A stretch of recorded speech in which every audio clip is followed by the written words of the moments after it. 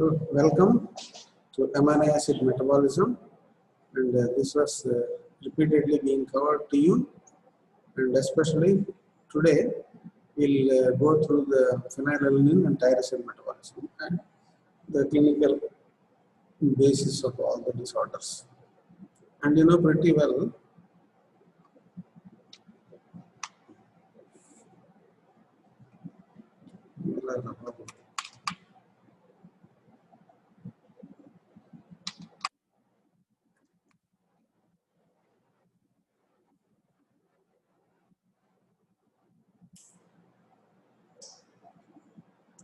the English pediatrician Sir Archibald E. Garrett, he was called as the father of biochemical genetics. So he is the scientist ahead of his time, and he developed his hypothesis by 1902, even when the word gene was not coined until 1911, and when the first enzyme was not crystallized until 1926. So he was ahead of all the thinking, contemporary thinking. His contributions appeared in Plurian lectures in 1908, and his classic book is Inborn Errors of Metabolism that appeared in 1909. And the English in these two Plurian lectures and Inborn Errors of Metabolism is quite peculiar. One should have that inclination to go through the historical details. I read all this for my thesis, MD thesis, and I copied certain of the things for my references. The contemporaries had little impact on Garrett's perception, but 4 decades later, his findings were well appreciated. He showed that alkaptonuria is transmitted as a single recessive Mendelian trait due to the absence of metabolic enzyme, which 45 years later was identified as homogentisate 1,2-dioxygenase. He proposed one gene, one enzyme hypothesis, which was elucidated later by Beadle and Tatum in 1940, and for that they got the Nobel Prize. And this person was never given Nobel Prize. In 1908, Garrett for the first time listed cystinuria, alkaptonuria, pentosuria, and albinism as inborn errors. These are the first 4 disorders which were stated as inborn errors of metabolism. You have to read that book, big book, voluminous book of more than 2,000 pages. I owned that book. I got it as a gift from United States of America by one of my patients. So, you know 20 amino acids, they are present in proteins and they are essential for health. And the amino acid deficiency states are endemic in certain regions of West Africa, where the diet relies heavily on grains. And you know pretty well, grains are poor sources of amino acids like tryptophan and lysine. So these disorders, you know, kwashiorkor and marasmus. So when the child is weaned into starchy diet, which is naturally poor in protein, they will get protein malnutrition, that is kwashiorkor. The second one is marasmus, in which both the caloric intake and the specific amino acids are also deficient. So nutritionally essential amino acids are arginine, histidine, isoleucine, leucine, lysine, methionine, phenylalanine, threonine, tryptophan, and valine. Non-essential amino acids are alanine, asparagine, aspartate, cysteine, glutamine, glycine, hydroxyproline, hydroxylysine, proline, serine, tyrosine. So as long as phenylalanine is in supply, tyrosine is nutritionally non-essential. When phenylalanine is deficient, then tyrosine comes into picture.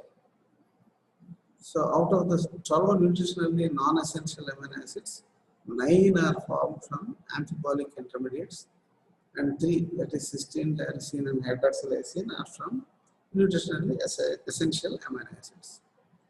So the glucogenic amino acids are glycine, serine, threonine, cysteine, tryptophan, alanine. And the ketogenic amino acids are leucine, lysine, isoleucine, phenylalanine, tyrosine, tryptophan. So the ketogenic glucogenic amino acids enter at the level of pyruvate. Ketogenic amino acids enter at the level of acetyl-CoA, which will give ketone bodies. And the methionine, isoleucine, valine enter the citric acid cycle at the stage of succinyl-CoA, from where fumarate and auxiliary acetate will come. So the arginine, histidine, proline enter the Krebs citric acid cycle through alpha ketoglutarate. The glutamate will be given, and that will be given by arginine, histidine, proline. So nutritionally non-essential amino acids have short biosynthetic pathways.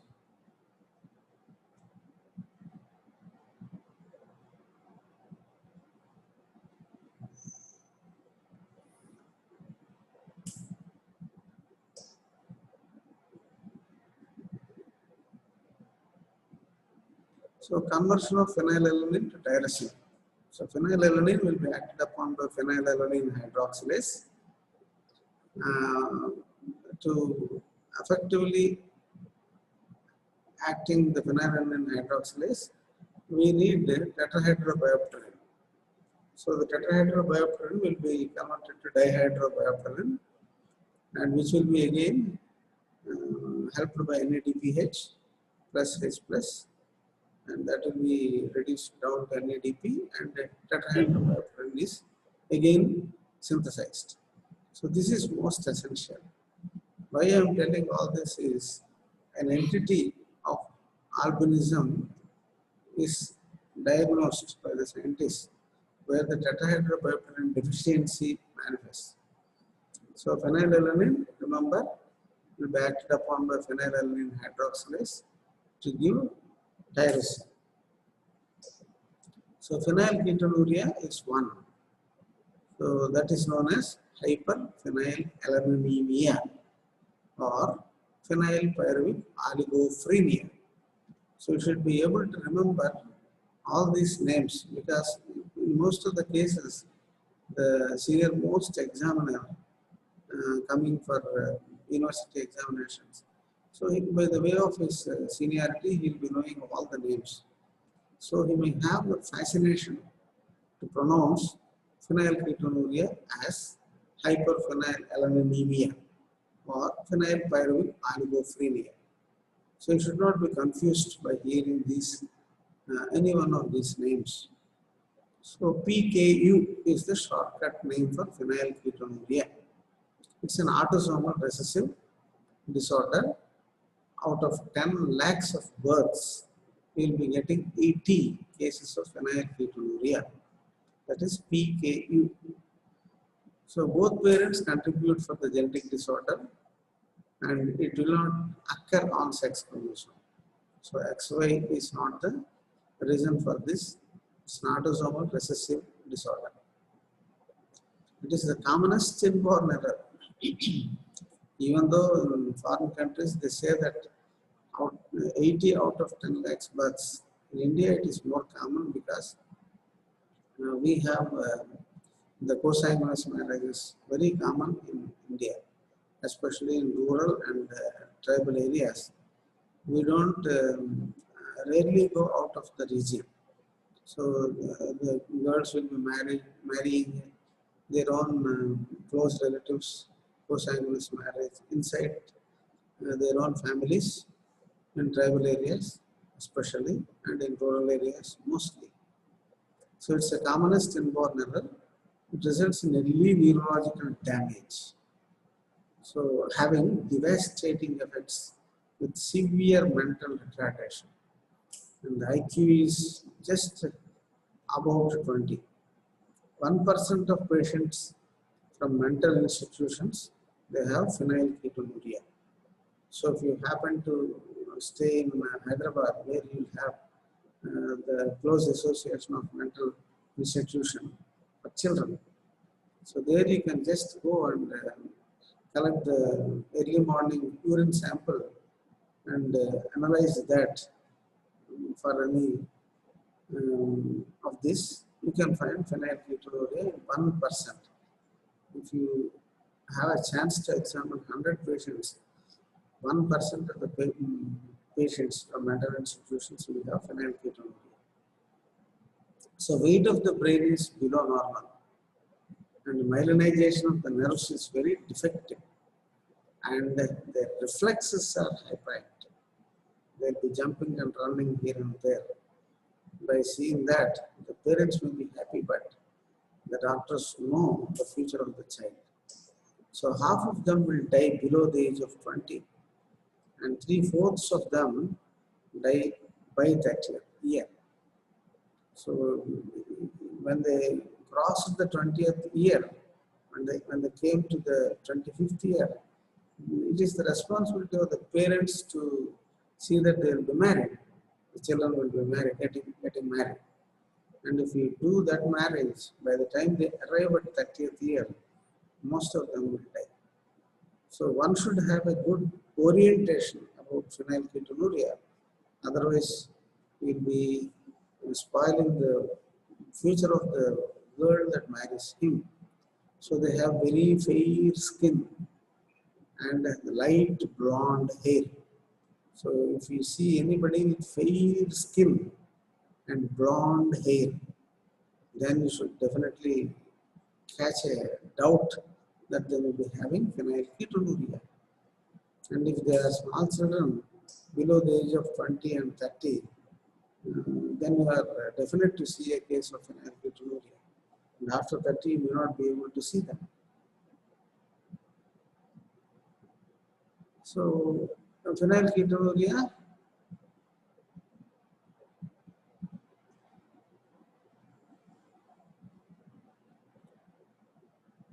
phenylketone appears in the urine. So it's caused by the absence of deficiency of phenylalanine hydroxylase. That is otherwise known as phenylalanine 4-monooxygenase, or rarely due to its tetrahydrobiopterin cofactor deficiency. So phenylalanine is accumulated in all body fluids and undergoes transamination with the pyruvate to form phenyl pyruvate, which on decarboxylation forms phenyl acetate, or on reduction forms phenyl lactate. So remember all these three things. So phenyl pyruvate, phenyl acetate, phenyl lactate. Phenyl acetate imparts characteristic odor to the urine. So they will have mousy odor of the urine. Whenever they pass urine, even in the bed sheet or in the diaper, when we remove that, we'll get that mousy odor. So the phenyl, even though the pigment production is supported by tyrosine of casein, the phenyl acetate imparts mousy odor to the urine. They will not be appearing like Westerners. They will be having a little bit of dark color, as if we are seeing the people in India. So the pigment production is supported by tyrosine of the casein. So casein, is the phosphoprotein that will be separated through milk. The main protein of milk is casein, phosphoprotein. And this casein is having large amounts of tyrosine, and that will be enough to supply the pigment. Excess of phenylalanine compete with tyrosine and results in decreased melanin formation in those people after some age. So low phenolac is a synthetic diet that is synthesized by the foreign country, America, Meade Johnson company. Meade Johnson company supplies low phenolac powder, that is the synthetic diet. So if we know that the child is having PKU, phenylketonuria, then we have to put the baby on low phenolac diet supplied by the Meade Johnson company. So low protein diet of 200 to 500 milligrams of phenylalanine per day is given up to third year. So that will prevent mental retardation. But the physical and emotional problems will continue, and the parents should accept it. And they should be conversant with the behavior of the child. High phenylalanine levels in pregnancy results in fetal abnormalities. So when the mother takes large amounts of non-vegetarian diets, which is very high in phenylalanine, that is essential amino acid, during pregnancy, that can result in fetal abnormalities. 1 out of every 57 humans has a gene for PKU in one of his paired chromosomes. So that's why this problem is quite common. So we have one scientist, Robert Guthrie. He lived between 1916 and 1995. So he developed in 1961 Guthrie test, named by his name. It's a rapid screening test. Certain of the strains of Bacillus subtilis, they need phenylalanine as an essential growth factor. So they developed Bacillus subtilis. So this bacteria cannot grow in a media devoid of phenylalanine. So the bacterial growth is proportional to the phenylalanine content of the patient's blood. So Guthrie was the father of a mentally challenged child, and he had a niece with PKU.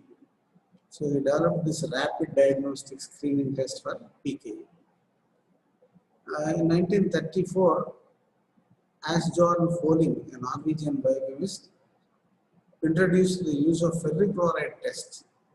The urine of mentally retarded child with decreased skin fragmentation and mousy odor of the urine, it started giving ferric chloride test, light green, blue-green color.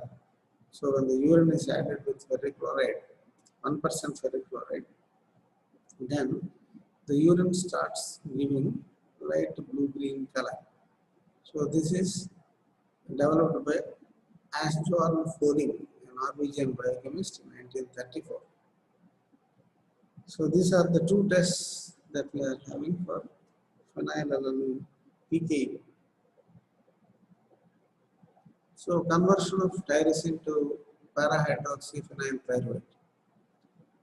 So tyrosine by transaminase will be converted to para-hydroxyphenyl pyruvate, PHPPA.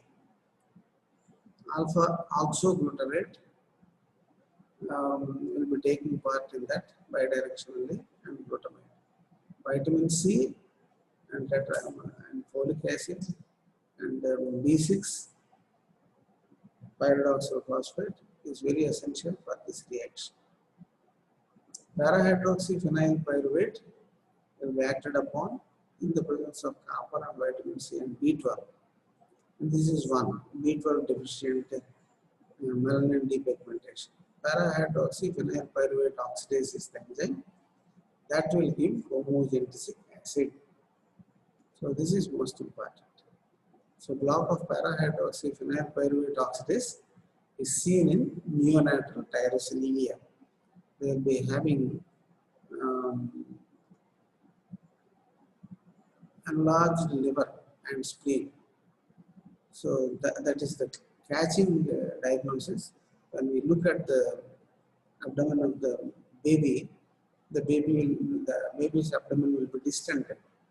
So we may take it for granted that the baby had a stomach full of milk, but that's not the thing. We will have very much enlarged liver. So liver and spleen also sometimes will be enlarged. So in some of the photographs, in those days I have taken the photographs in black and white only. So when I was doing the thesis for my MD. So these are the catching points for diagnosis of neonatal tyrosinemia. They cannot come out of the problem. So conversion of homogenticate into malleol acetoacetate. Homogentic acid will be acted upon by homogenticate oxidase. So for this we need ferrous iron and sulfhydryl group and vitamin C. So that will be homogentic acid will be converted into malleol acetoacetate. So we have experimental alkaptonuria. We can use an inhibitor alpha prime dipyridyl. It's a chelating agent. It will strongly bind to ferrous iron and inhibit this reaction. So there will not be availability of ferrous iron. Then homogeneous state will not be converted into malleol acetoacetate, and homogeneous state will be accumulating in the blood, and finally it will be appearing in the urine. So this is known as experimental alkaptonuria. And luckily for you, there is nobody in India who worked on the experimental alkaptonuria.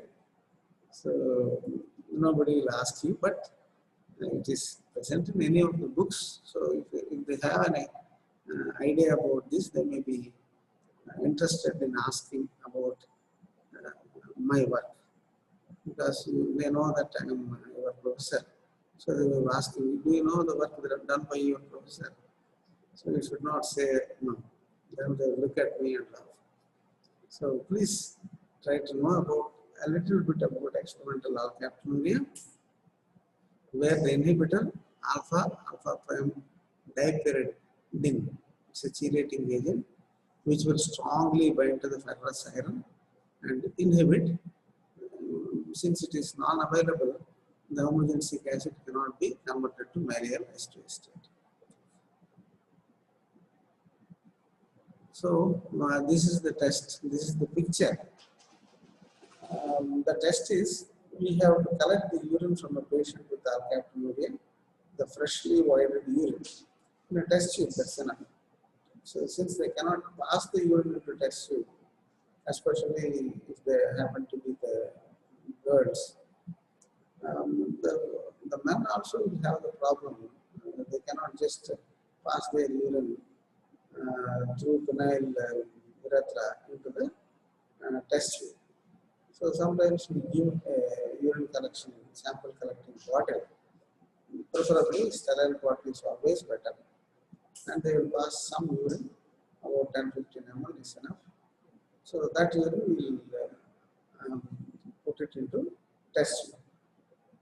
So slowly, after 15 minutes, the top layers of the urine starts converting into dark color surface. So that is due to the oxidation of homogeneous acid. So if we keep it just for some more time, just 1 hour, 1.5 hours, the entire urine will convert into black color. So this is known as ochronosis. Ochronosis is the pigment will be deposited in the tissues all over the body. So the pinna of the ear will turn very black. So in fair skinned individuals, it will be a little bit black to red color, magenta red color. Whereas in dark color individuals, the pinna of the ear will be appearing black in color. So that's the first thing. And whenever they develop into an elderly age group of 30 to 40 years, they will be complaining pain in the vertebral column, especially whenever they are lifting up weights from the back door of a car. So they will be putting all the essential things when they are shifting up from one place to another. And these people will go and try to pick up that from the back door. Then they will suddenly have a shooting pain in the pelvis. So ischiosacral area, they will be having very much limitation by pain. So the vertebrae of the patient with alkaptonuria will have deposition of dense black pigment in the intravertebral discs of the vertebrae. And all the ligaments will be undergoing this change. So alkaptonuria is an inherited metabolic disorder found in 1 in 2 lakhs live births. It's caused by the absence of homogeneous 1,2-dioxygenase. Breakdown of homogeneous is blocked due to this, and that will be excreted in urine, and that will be turning dark on exposure to air. Alkaptonurics live well into reproductive age, but they develop severe arthritis by the time they reach 4th decade, 40th year, or 5th decade. So whenever we see a small child with a dark pinna of the ear and pigmentation on the nose tip also, then we have doubt about the alkaptonuria, and they will have very severe limitation by 4th decade or 5th decade due to severe arthritis. So the degeneration of connective tissue in joints is due to the deposition of oxidized homogeneous pigment in the cartilage. This is known as achronosis. So the name that is given for this is achronosis. So conversion of malleable acetoacetate to femoral acetoacetate and hydrolysis of femoral acetoacetate are the next steps. So malleable acetoacetate by isomerase and in the presence of glutathione will be converted into femoral acetoacetate. And the femoral acetoacetate will be undergoing hydrolytic reaction in the presence of femoral acetoacetate hydrolase, and it will give fumarate, and that's a glucogenic step, and acetoacetate. And this acetoacetate will be acted upon by coenzyme A active form, and then beta ketothiolase is the enzyme that will give acetate and acetyl-CoA. So that is the ketogenic form. So block of isomerase and hydrolase steps that reacts that produces tyrosinemia type 1. Remember which amino acid urea is formed due to which block. That is most important. When you read your textbook, you have to pay a lot of attention in identifying these things and remembering these things until your examination and viva. Metabolic role of tyrosine is synthesis of thyroid hormones, you know pretty well. Thyroxine T4 and triiodothyronine T3. Remember which is which. T4 is thyroxine, triiodothyronine is T3. And second one is synthesis of catecholamines. And third one is synthesis of melanin pigment. And fourth one is formation of tyramine amine, formation of phenol and cresol, and formation of tyrosine orthosulfate. So these are all the metabolic roles of tyrosine. Remember all these things. So synthesis of thyroid hormones, the iodide will be incorporated into iodinum or HIO, hypoiodate. So that is acted upon by thyroperoxidase enzyme. So that thyroperoxidase enzyme results in oxidation of iodide to produce iodinum or hypoiodate, or both of it. And then thyroperoxidase enzyme again will act upon this iodinum or hypoiodate or both, and tyrosine residue in thyroglobulin will be incorporated into that, and the monoiodothyronine will be produced. And this monoiodothyronine will be stopped in thyroglobulin. That is the globulin present in the the thyroid gland. So, diiodothyronine will be entering the monoiodothyronine in the thyroglobulin, and alanine will be given, and thyroperoxidase again is the hormone that will give triiodothyronine, T3. So T3 will be stopped in thyroglobulin. So reverse triiodothyronine will be produced by diiodothyronine in thyroglobulin. So that you have to remember when monoiodothyronine acts on that and thyroperoxidase is throughout the same enzyme. So thyroperoxidase acts on diiodothyronine, and diiodothyronine again will be incorporated into that, and finally you will be getting thyroxine T4, and that will be kept in thyroglobulin. So all these steps you have to carefully remember, and I am very happy that all of you had written it very nicely in your exam paper. So synthesis of catecholamines is another one. It includes epinephrine, adrenaline. You have to remember these old names and new names also. Epinephrine is the new name, and old name is adrenaline. Norepinephrine is the new name, and noradrenaline is the old name, and dopamine. So remember, epinephrine, norepinephrine, and dopamine are the three catecholamines. So they act as neurotransmitters. And you know pretty well, when the patient was brought to the hospital in severe septicemic shock, we may be exercising with the dopamine, but it's a futile exercise. So remember, it's very costly. You have to just keep it in the jugular vein, through jugular vein we may have to give it. So they act as neurotransmitters. Conversion of tyrosine to DOPA will be taking place in mitochondria. So tyrosine hydroxylase, and tyrosinase, so copper containing enzyme, so it will be converted into DOPA. So DOPA will be converted to dopamine by DOPA decarboxylase and pyridoxal phosphate. And decarboxylation will always eliminate carbon dioxide.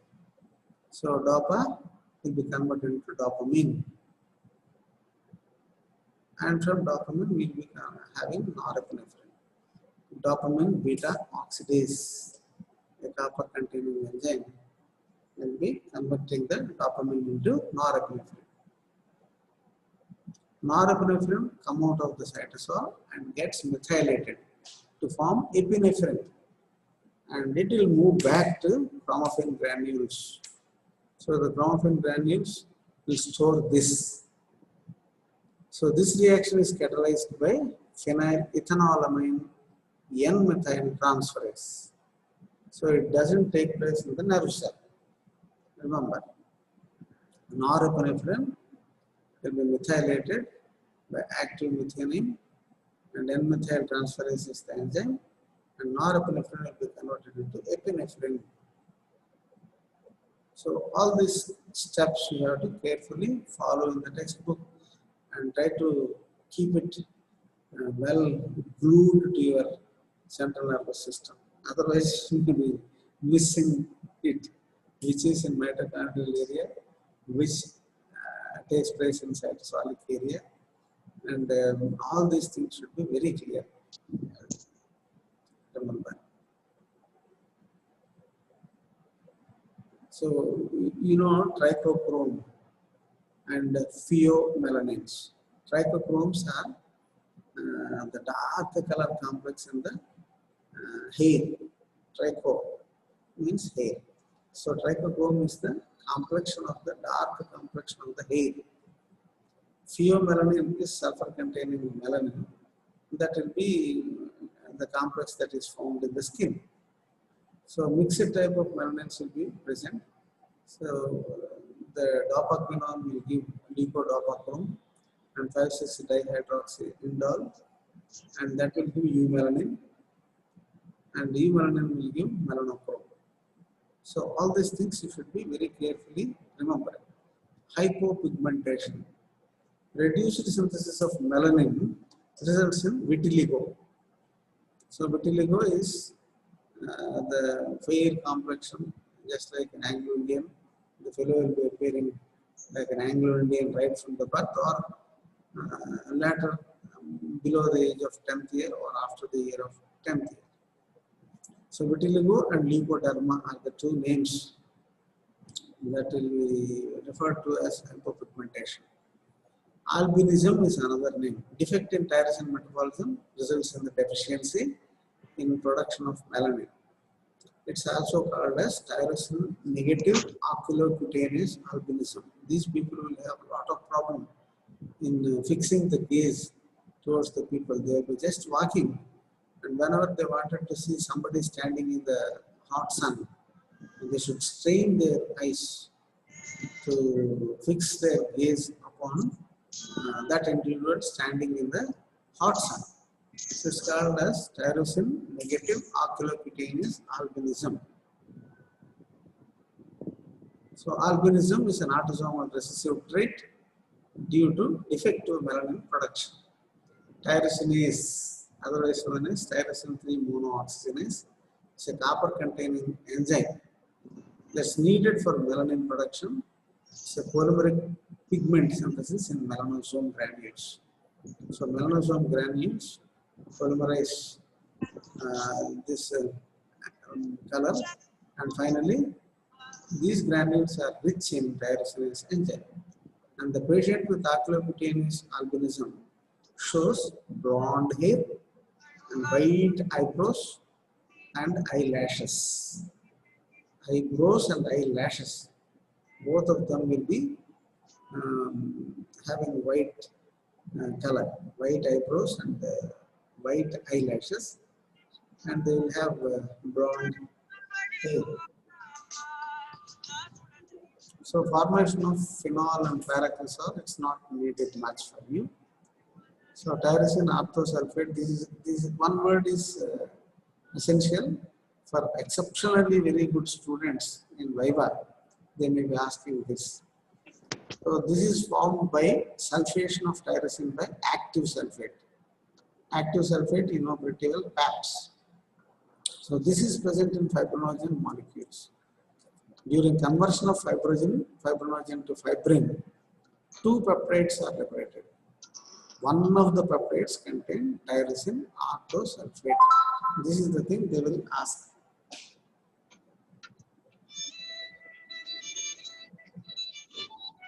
So this is the summary of the chart of metabolic fate and the metabolic role of phenylalanine and tyrosine. So remember, inherited disorders of phenylalanine are phenylketonuria, tyrosinemia type 2, neonatal tyrosinemia, alkaptonuria, tyrosinemia type 1, and albinism. So these are the things. For everything, you should have a clear chart. So phenylalanine acted upon by phenylalanine hydroxylase to give tyrosine. So if that is blocked, it will result in phenylketonuria. And tyrosinemia type 2, the tyrosine will be converted into para-hydroxyphenylalanine, phenylpyruvic acid, by the action of transaminase. And if transaminase is absent and the presence of pyridoxal phosphate and vitamin C are deficient, then it will result in tyrosinemia type 2. Neonatal tyrosinemia will be due to the absence of hydroxylase or oxidase enzyme that will be converting the para-hydroxyphenylpyruvic acid to homogenesic acid. So if that is the problem, and if vitamin C and copper and B12 also is absent, then it will result in neonatal tyrosinemia.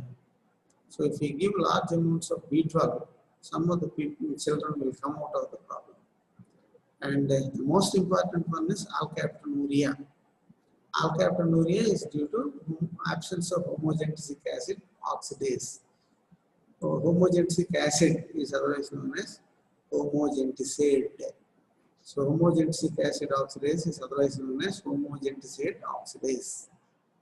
So homogenetic acid will be converted to mallyl acetoacetate, and the mallyl acetoacetate will be converted by isomerase into fumaryl acetoacetate, and fumaryl acetoacetate will be hydrolyzed and acetoacetate is formed. So remember, the alkaptonuria is due to the absence of homogenetic acid oxidase. And finally, you have alkaptonuria, tyrosinemia type 1, that is due to the deficiency of hydrolase enzyme at the conversion of fumaryl acetoacetate to fumarate. So these are all the 6 things you have to remember: inherited disorders of phenylalanine metabolism and tyrosine metabolism. Phenylketonuria, tyrosinemia type 2, neonatal tyrosinemia, alkaptonuria, tyrosinemia type 1, and albinism. And this picture you have to remember by closely following your textbook repeatedly. And this is very good diagram.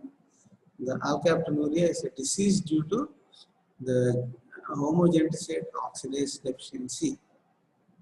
Homogenetic accumulates, forming polymers which can cause urine to darken on standing. Arthritis is a common clinical feature, and there is no effective treatment for this disorder.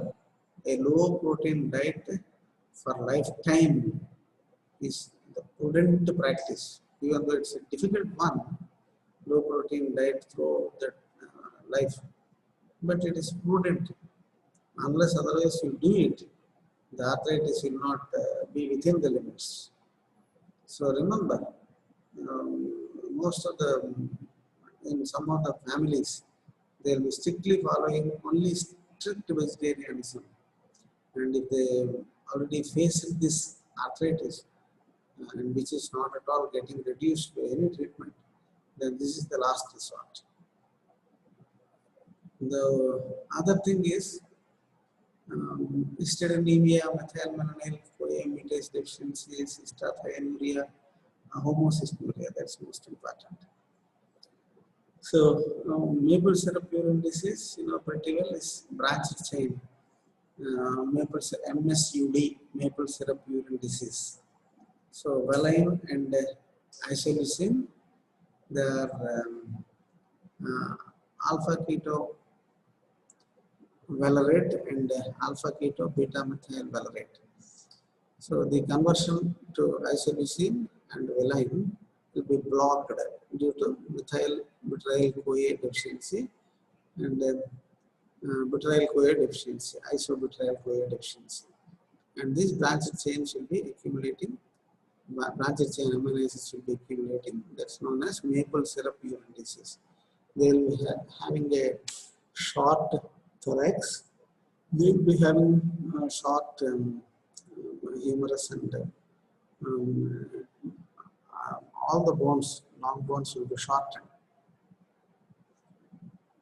They will be appearing very peculiarly, and they will be rarely live beyond 25 years. I have seen one of my classmates living up to 12th year in my 7th class, 7 plus 5, 12th year. So he died after the summer vacations. So we could not see him coming back to the school after summer vacation.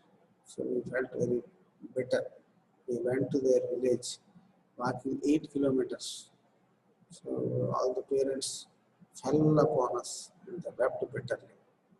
So seeing a patient will give a lot of knowledge. So thank you very much. You have to go through all these things repeatedly, then only you can understand this.